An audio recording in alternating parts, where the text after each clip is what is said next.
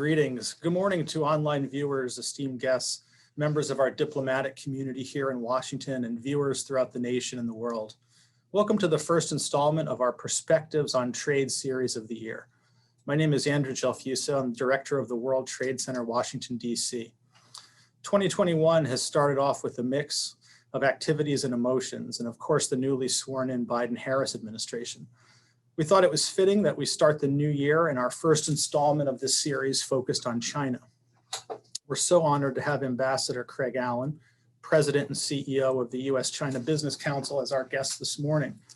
Ambassador Allen began his tenure in Washington, D.C. as the sixth president of the United States-China Business Council, a private, nonpartisan, nonprofit organization representing over 200 companies, 200 American companies doing business with China. Prior to joining the U.S.-China Business Council, Ambassador Allen had a long and very distinguished career in U.S. public service. Along with many accomplishments, Ambassador Allen became the Deputy Assistant Secretary for Asia at the U.S. Department of Commerce. He later became the Deputy Assistant Secretary for China. Ambassador Allen was sworn in as the United States Ambassador to Brunei in 2014 and served there until 2018, wherein he transitioned to becoming the president of the U.S.-China Business Council. Now, the U.S. and China have the single most important bilateral relationship in the world. It's not strictly foreign policy, as the relationship spans diplomatic, human rights, military, technology, and trade, among other issues. President Biden's administration will be defined in part by what transpires in our relationship with China. We're fortunate to have a China expert with us today to explore this relationship. Now, before we begin our conversation, I'd like to give you a bit of background about our work for those of you that are not familiar with us. And I'd like to mention that we're so pleased to bring you this program in partnership with our sister organization, the World Trade Center Dublin, Ireland. The World Trade Center Dublin provides business and trade organizations across Ireland with a gateway to new international trade opportunities, collaboration, and education. It also serves as a resource for companies around the world seeking trade opportunities in Ireland. And us here at the World Trade Center, Washington, D.C., we're the programming arm of the Ronald Reagan Building and International Trade Center. For 20 years, our company TCMA has proudly served as the exclusive manager of the Ronald Reagan Building through a unique public-private partnership with the U.S. General Services Administration. Our mission is based on a congressional mandate to promote trade, diplomacy, and culture. Thank you for your time today, and we hope you enjoy the informative insights that we'll hear from Ambassador Allen. Without further ado, Ambassador Allen, welcome. Well, thank you very much. A great pleasure to be here. We're so glad that you're here with us today, and we'll jump right into it. We're going to do about 30 minutes of Q&A, and then we'll jump into some questions from our audience. So I'd encourage the audience to enter their questions into the Q&A function on the Zoom. Beijing recently announced that they were cautiously optimistic on U.S.-China relations and indicated that there was a new window of opportunity to develop a sensible approach. Where do you think there's opportunities for possible collaboration? Well, again, thank you very much for having me. The announcements from Beijing have been guarded and cautious, but optimistic. And it appears that they are exploring for areas that there might be more collaboration with the United States. And I think outside of the trade area, a number of things immediately come to mind. Certainly, the United States and China must collaborate on climate change and other pollution and environmental issues. Certainly, there's enormous room to collaborate on the government-to-government level on COVID-19. Many companies are already collaborating with factories in China selling to the world, or factories in America, joint research and whatnot. On the trade side, I think that there is also a great deal of potential room to collaborate. The two countries do have an existing phase one agreement. that has built-in mechanisms, built-in platforms, built-in goals and objectives, and a negotiating structure that remains intact. And the two governments indeed are continuing to carry out those discussions. And it is the only really active bilateral series of discussions that I know of that have been underway between the United States and China towards the end of the Trump administration. So I do expect that will carry on and will continue. And a key question is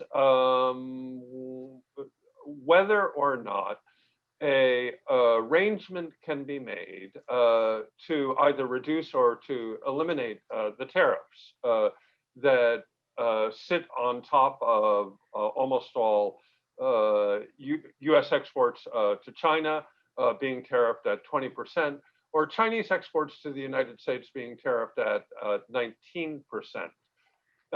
With those tariffs in place, it's hard to have a normal trade relationship. The question is, can the two governments arrange for a package that would present enough market access improvements or intellectual property right improvements, technology, or perhaps transparency on subsidies or SOEs, or state-owned enterprises, that is, to justify the lifting of those tariffs across the board. There is a win-win prospect out there. Whether or not the two governments will be able to seize that remains to be seen. Thank you. Now, during the presidential campaign, you mentioned tariffs, which is looming large. President Biden labeled the Trump administration's tariff policy as failed. Do you anticipate the Biden administration changing course completely, or what do you think? Well, I do agree with President Biden that the imposition of tariffs have had very large unintended consequences on the United States. We just released a report suggesting that 250,000 jobs in America were lost as the result of the tariffs, and that is on our website. But in addition to that, U.S. exports to China have slowed very abruptly in 2018, 2019. And while we don't have final figures out for 2020, I do expect that decline to have continued. In addition to the tariffs, we have other impediments to trade, COVID-19 being a huge impediment for travel, tourism, and education. The prospects for getting rid of the tariffs are complex diplomatically and politically in the United States. A high price has been paid as a result of these tariffs, paid for by American companies and workers. So the best way forward would be a package of market access improvements by the Chinese side for the elimination of the tariffs. Now, that's in both countries' interests. And I think that the Chinese side understands that further reform and opening, further market access improvements for not only American, but European and Japanese companies is in its long-term economic interest. And thus, I am hopeful over the next few months that there will be a robust series of negotiations that will lead to a phase 2 agreement and the total removal of all tariffs going both ways. I think that that is an aggressive agenda. It is a difficult agenda. But if you look at the investment agreement recently announced by the EU and China, then that should give us some hope that further market access and opening in China is likely. We should go for it, and it is in both sides' interests to liberalize the market and to get rid of those blasted tariffs, which have caused nothing but productivity slowdowns, losses in exports, and losses in employment all around, both in America and in China. The sooner the better, but the best way to get rid of them would be in return for positive steps on the Chinese side, which would help to stabilize not only the trade relationship, but the overall bilateral relationship, which is quite tense right now. Thank you, Andrew. Thank you. You mentioned the EU, which ties in nicely to our next question. The Biden administration puts great stock in working with allies to address trade, human rights, and other issues involving China. Yet these same allies, as you mentioned, the EU, have signed an investment agreement with China. Does this agreement leave the US more isolated in efforts to shape China's behavior and collaborate? Well, I don't think that the US is really isolated per se, but it is fair to say that both the Trump administration and those in the Biden administration, at that time, the transition team, were surprised and I think disappointed by the announcement of the agreement between the EU and China. The agreement is an investment agreement. It's not a free trade agreement, and there are very important differences between them.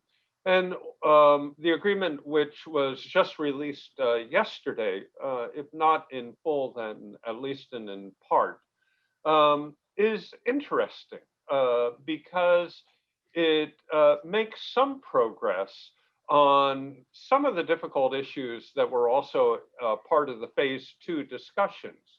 And specifically, the Europeans have successfully advanced the ball on subsidies provided to Chinese industry that may have a trade impact, and also the very important, sensitive, and difficult question of state-owned enterprises. And so to the extent that these are advances, I tip my hat to Brussels and our European colleagues. Other areas that are of interest from, if you will, a phase 2 perspective are on labor rights and the Chinese signing up to additional protocols within the International Labor Organization, or ILO.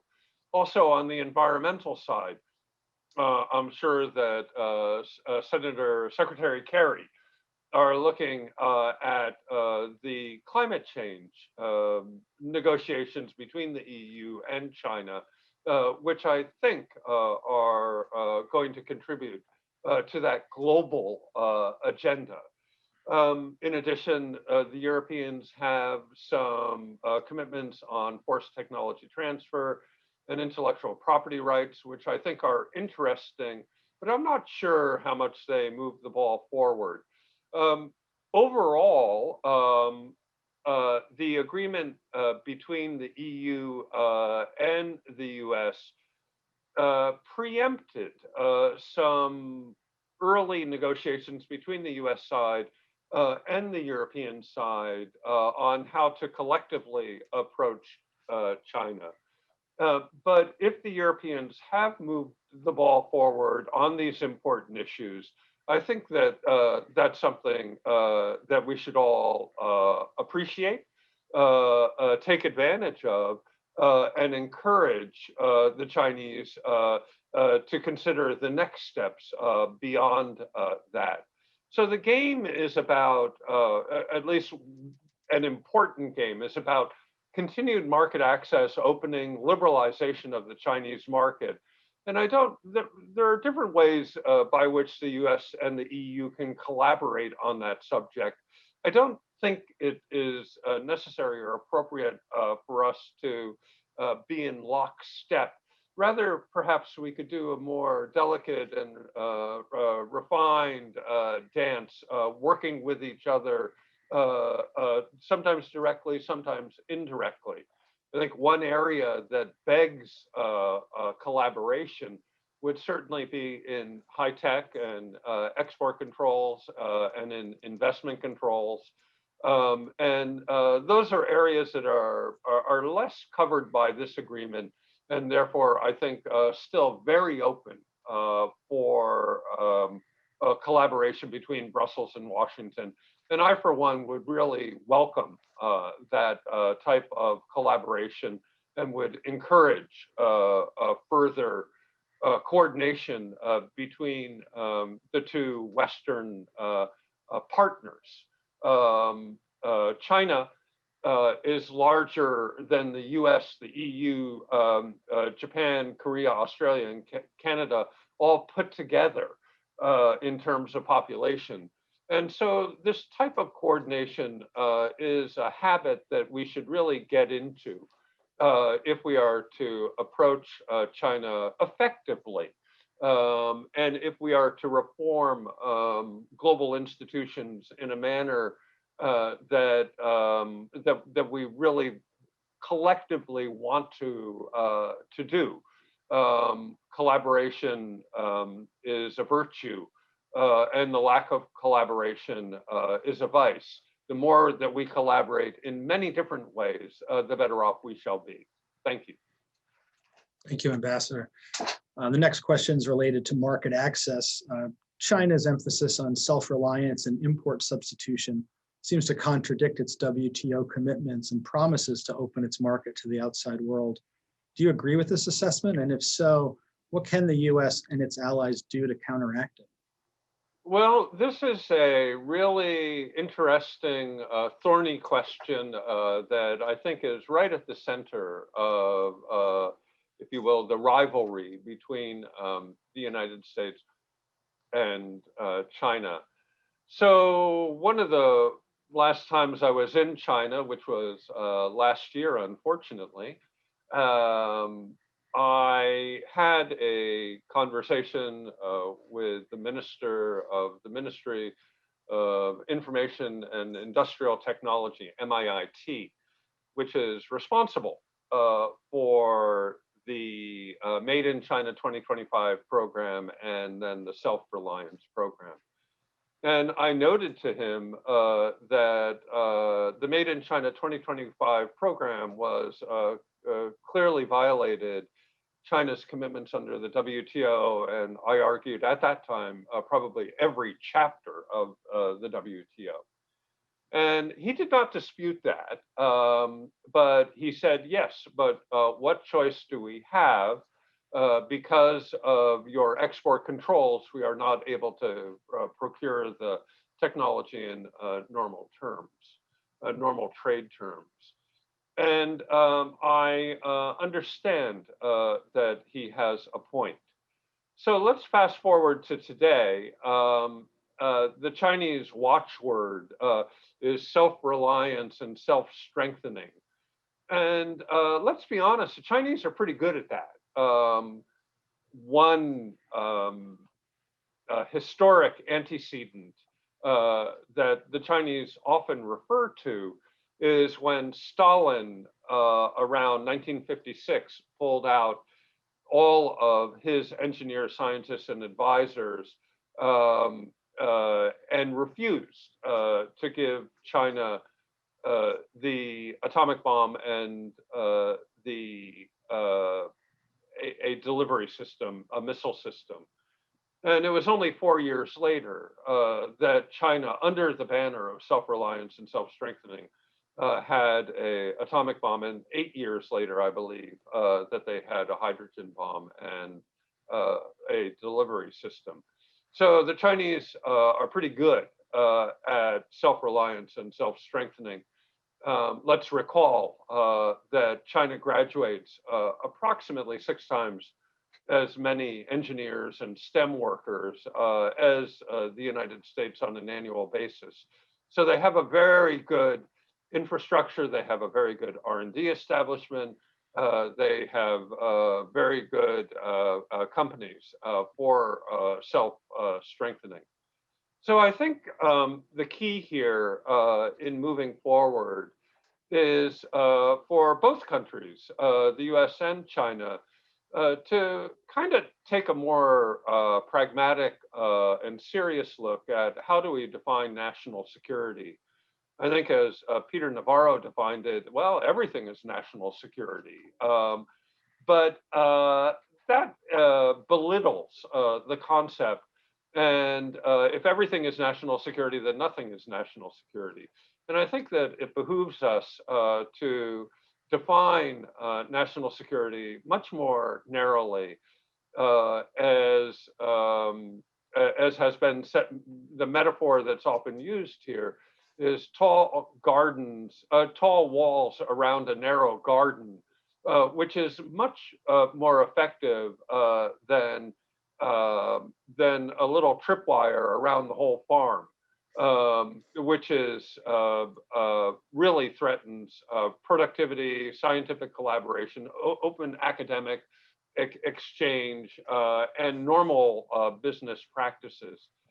So China's self-reliance campaign, to a certain extent, might be considered a response to export controls, but it's gone way beyond that. And I think that the Chinese also need to really take a look at what is their national security, what should be open, and to permit the free flow of technology, information, and people throughout the world.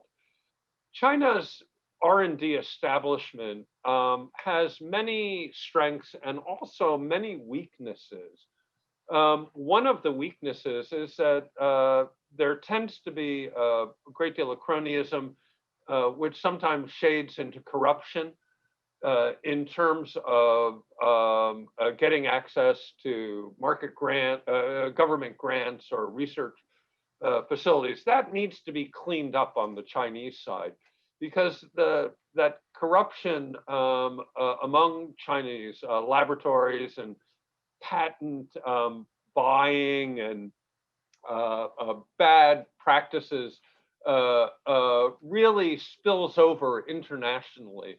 And until they clean that up domestically, it's going to be really hard for foreign companies to engage in a really fulsome manner with China's R&D establishment. Now, they know that they have these problems, and I think that they're looking at them. But sometimes the more money you throw at self-reliance and self-strengthening, the more corruption that you're going to get. So I think that this is an area that requires a lot more careful thinking, a lot of analysis on both sides. And I'm particularly concerned about data, and particularly PII, or personally identifiable information. We need to differentiate between the risk of personal data getting lost, the possibility of, if you will, economic data being purloined, and then national security data. Those are different things. And if we lump them all together, we ask for huge problems. And I think that this is a debate that really needs to be had, not only between the United States and China, but between the United States and the EU, and domestically within each of our areas. And if we don't have that debate, and if we try to close off data and academic exchange and put data behind national walls, then it's not going to be better protected. And the costs that we're going to pay will be very, very high. So this is an important and difficult question for the Biden team to be looking at. And we would hope that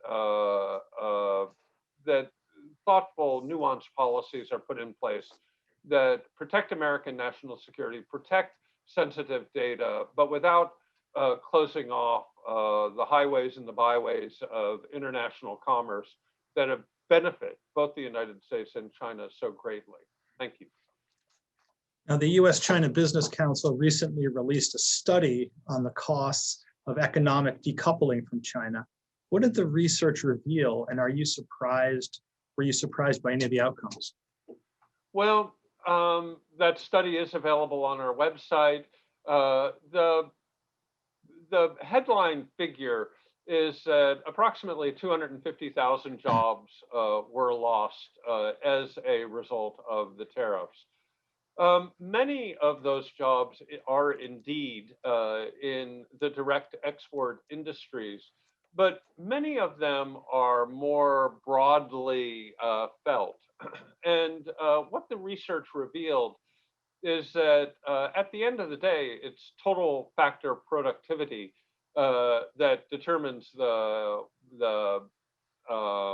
effectiveness and the wealth of a society, and that that total factor productivity has been negatively affected by the tariffs. And I think that there are many interesting examples of that. For example, I was talking recently with a classic American brand manufacturer, which probably has products in nearly every American home. And they were saying how their German competitors are doing so much better now because of the tariffs on imported parts and components coming in from China, and how that they've lost market share. That's an unintended consequence. But let me give another example. Many automotive companies are really having a difficult time finding semiconductors that are often used in engines and in other parts. And to a certain degree, that is as a result of the tariffs and the trade and technology tensions. Now, one would never have thought that the spillover effect would, the second order and the third order spillover effect in total factor productivity would be so high. But indeed it is. And manufacturers throughout the American heartland, Pennsylvania, Michigan, Wisconsin, where I'm from, have been very negatively affected by a higher cost for inputs and components, raw materials coming in from China that their competitors, be they in Asia or Europe, just don't have to worry about. So I think it behooves us to look beyond the first order effect of the tariffs and go to the second, third, fourth order effect of the tariffs. And as we do so, the harm to American manufacturers and to American farmers looks worse and worse. The higher the tariffs, the worse the effect on both exports and on total factor productivity. American companies, as a result, are going to be at a disadvantage in comparison to their global competitors, who do not have to pay those tariffs and who therefore are making market gains in the US. So we need to look beyond the immediate export figures and go deeper into industry after industry to determine the total factor productivity effects and how many jobs have been lost and how many jobs, therefore, could be gained if we go back to a more normal trading regime, particularly if that's done in the context of increased market access and opening, which the Chinese have signaled that they are prepared to do. I look forward to that day that we could remove the tariffs in return for greater market access and opening in China. I'm not suggesting that all problems can be solved. This side of the grave, there is no heaven, but incremental improvements in the areas that are under discussion in the phase 2 negotiations can be made leading to a reduction or hopefully an elimination of the remaining tariffs, getting us back to a level playing field with the rest of the world. Please forgive my long-winded answer. No, it was an extraordinary answer, very helpful. And we have pasted the link to the report and the study that you all put together in the chat function of Zoom. Just to follow up on the report and your membership at the U.S.-China Business Council, what's the mood of your members going into the new year? I think that our members are cautiously optimistic. Many of our members are in China for China. Virtually all of our members are in China for China. And what they see is an economy that's growing rapidly. China ended the year with 2.4% growth, 2020. And in the fourth quarter of 2020, really, they had totally overcome the effects of COVID. While that's true at the macroeconomic level, it's not true across the board. Chinese consumer demand is weak, and the consumer has not fully recovered her confidence and is not purchasing as much as they normally would. Further, outbound travel remains obviously circumscribed. And that has had an impact on, severe impact on demand. Also, industries that require good gatherings, movies, concerts, entertainment, trade shows are also spotty right now. The thing, so China's dynamism, economic growth right now is coming mostly from increased investment in infrastructure and in increased exports as a result of COVID. Where the Chinese government wants to go is increased to GDP, relying on domestic demand and building that middle class, which devours a more high class and healthy services and products. Now that is not going to plan, but I think that once we are over COVID, that increase of the Chinese middle class consumer from about 300 million to about 500 million in the next 10 years is highly, highly likely, if not inevitable. And their respect for and ability to purchase American and good old Irish goods is high, and it's worth that investment. So American members of the USCBC are largely in China for China, and therefore they are bullish about China's macroeconomic management, the ability of the Chinese government to maintain a forward-moving economy without a crisis, as they've done for the last 40 years or so, but also nervous. There is a high degree of political risk for American companies. I would argue probably much higher for American companies than European companies. And some recent legislation certainly has caused companies to adjust supply chains and look at optionalities outside of China, even if they might be somewhat more expensive.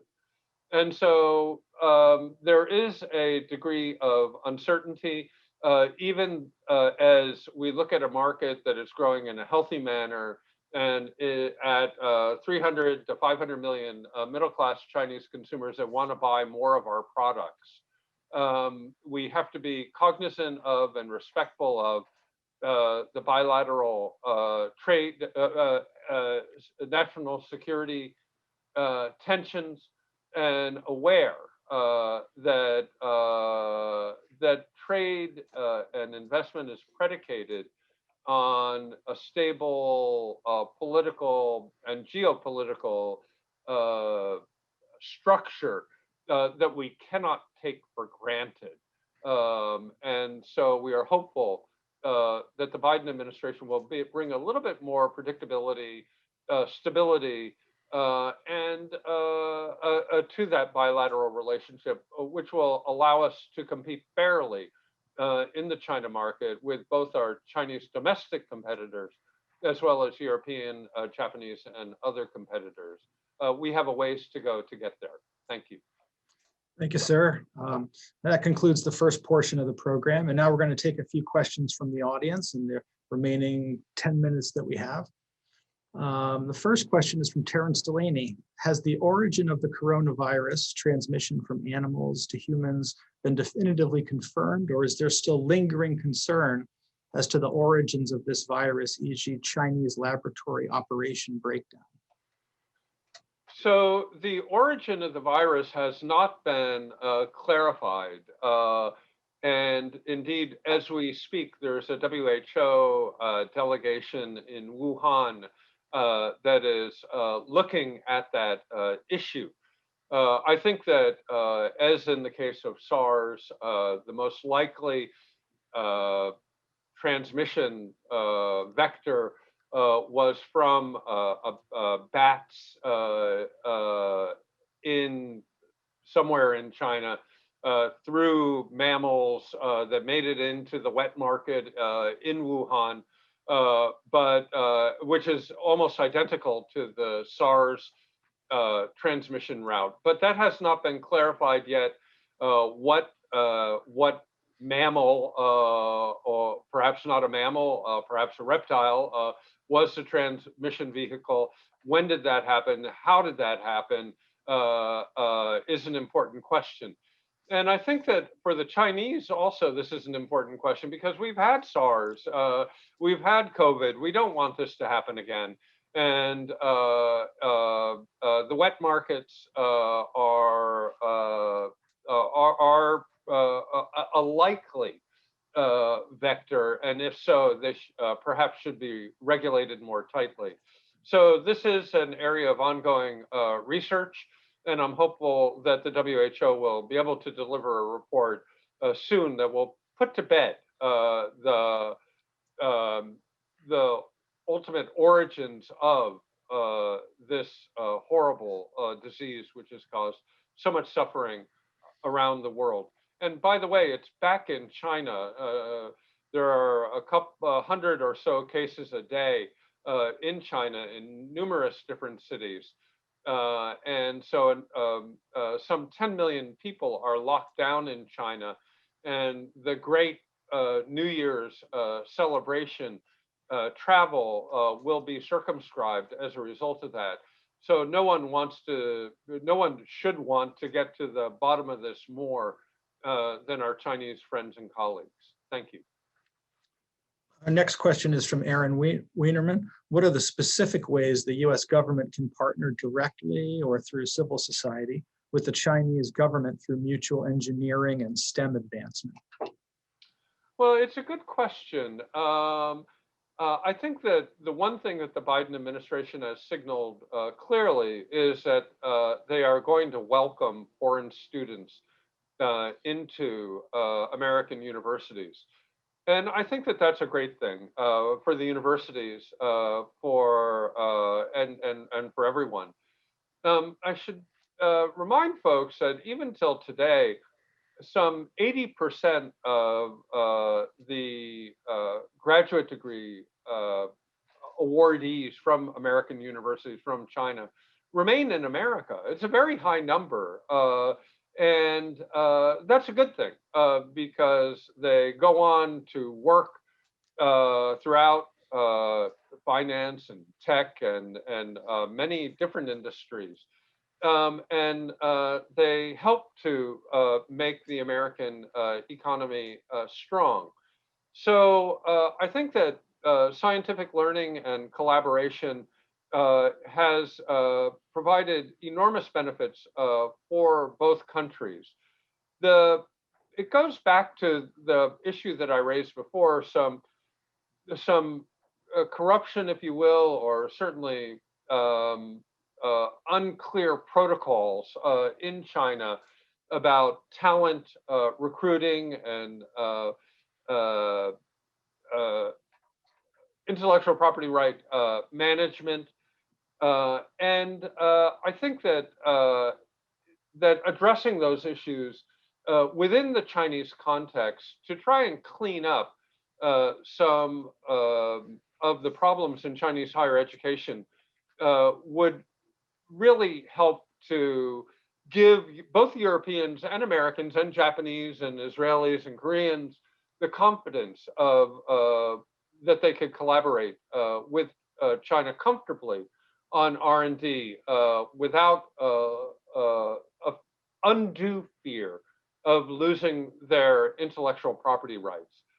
It's in China's interest to clean up their science and technology industries, to make them more globally compatible, to clarify the various protocols under which Chinese can transparently and in a orthodox manner collaborate with foreigners. And that's a job that's very urgent and should be done as soon as possible. Thank you. The next question is from our friend Anita Schmid. Will Biden's push to buy American impact collaboration with China? Yeah, it's a really good question. So the Chinese 20 years ago, as they were joining the WTO, said at the time that they would join the government procurement agreement, the WTO procurement agreement, quote unquote, as soon as possible. And those of us who were around at the time thought, oh, 2 weeks. And then we thought, oh, well, maybe it's going to be longer than that. Maybe it'll be 2 months. And then, wow, yeah, this is more difficult than we thought, maybe 6 months. And then, fast forward 21 years later, it hasn't happened. And I think that that is very unfortunate for the Chinese because it leads to a government procurement structure in China that's quite non-transparent, opaque, and by which the Chinese taxpayer is not necessarily getting the best deal. And that would be particularly true in infrastructure type of investments. But as China is not a member of the WTO government procurement agreement, and I doubt is going to join very soon, it doesn't really, government procurement policies in the United States doesn't really impact Chinese companies. European companies, Canadians, more so, but not really Chinese companies. I would say that the vast bulk of government procurement, and I believe it's like 85–90%, comes from American companies. So changes in the government procurement law might be effective at the margin, but in the main are not going to have a huge impact on trade and investment. Now, I'm sure that our Canadian and European colleagues have much finer analysis than that, but I don't think that this will affect Chinese companies at all in the near term. Thank you. Thank you. Looks like we have time for 1 or 2 more questions. And the next question is from an anonymous attendee. Can you speculate when a possible meeting, virtually or in person, could take place between President Biden and Xi Jinping? And what would be the top of mind issues the two leaders should discuss? Well, I think that it's useful to recall that the two leaders know each other very well. When they were vice presidents, they traveled some 30,000 miles together and spent a total of, I believe, 6 days together, many, many hours of conversation. And so I think that both sides have an interest in such a meeting. Now, the last state visit by President Trump to Beijing took place 3 years ago. And so, if I'm not mistaken, it's America's turn to hold a state visit. I don't think that that's likely in the near term, given the confrontational geopolitics involved currently. Issues like Xinjiang, Hong Kong, Taiwan are so sensitive and so difficult that this might be difficult. But that said, the two leaders might meet on the margins of a G20 or on the margins of APEC, which is being hosted by New Zealand this year. Now, we're not sure if that'll be an in-person or a virtual, but I do think that some form of a modus vivendi at the top is really necessary. And Joe Biden and Xi Jinping are going to, at the end of the day, own that process, and they're going to have to lead that process. And I think that it's fair to give the new team on the US side some time to consider the options. But Larry Summers said about a year ago that the most important job for the new American president is to reconceptualize the U.S.-China relationship, and he's right. But we need to give Joe Biden some time to consult with allies, to talk with industry, to talk with labor, to talk with farmers, to talk with American workers, to talk with the U.S. military and our intelligence agencies, to configure what is that relationship. What relationship do we want with China? What end state do we want? And how are we going to move forward, not for the next months, but for the next decades with the world's other great power? I think it's very useful to be thoughtful about that, careful about that, take the time necessary to talk with our friends to ensure that we get it right. Right now, I think that we could be pretty certain that we don't have it right. But getting it right is a difficult proposition. And I think thinking it through thoroughly is the first step. Thank you. And this was our final question. This one's from Bonnie Wolf. How do U.S. actions like delisting certain Chinese companies from the New York Stock Exchange affect relations? How do the Chinese view such actions? You know,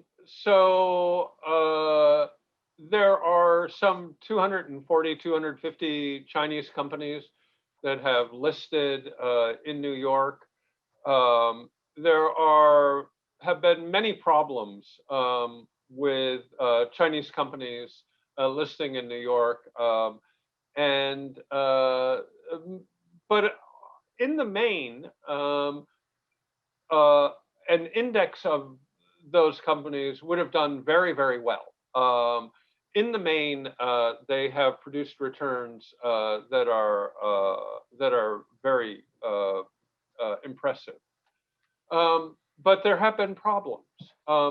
Now, the delisting of the three telecom companies were a result of a finding by the Department of Defense that these companies were supporting the PLA and therefore Americans should not invest in them. I think that it came as a great surprise to those companies that they were supporting the PLA or that they were PLA controlled or PLA dominated. In the past, the American Department of Defense had shied away from making this sort of announcement or determination, but more recently, at the end of the Trump administration, became much more active in doing so. And that has had a significant effect on American investors. I think that it's, from a Chinese perspective, it's not all a bad thing. They have listings in Shanghai and Hong Kong. So delisting here might impact their American investors, but it won't impact them as a company very much overall over the longer term. So there are many issues here. Are these companies living up to American disclosure requirements? Well, if they're not living up to US law, then they shouldn't be listed here. Determining whether or not they're affiliated, owned, or controlled by the Chinese military, I think is the type of policy innovation of the Trump administration that could use a little bit more articulation and refinement. But for the companies themselves, the Asian markets are very liquid, a lot of money. Valuations in Hong Kong and Shanghai and Shenzhen are sky high. So I think that there's not going to be a lot of damage imposed on the companies. American investors are going to pay a price. The stock exchanges might pay a price. Let us hope that we're able to define national security tightly, comprehensively, but not expand national security concerns to all types of industries and block off opportunities for both American companies and American investors, American workers, American farmers, American ranchers by an excessively expansive definition of national security. Rather, let's take a look at that and ensure that we're acting in a manner that is favorable to a balanced set of competing priorities that define our national interests. Well, on behalf of the World Trade Center Dublin and the World Trade Center Washington, D.C., I'd just like to thank you for your time and this comprehensive overview that you've shared with us this morning, sir. Well, thank you. And thanks to all the listeners. It's an honor to be with you today. And I can't wait to get together socially. Thanks. I look forward to it. Okay. Thank you, sir.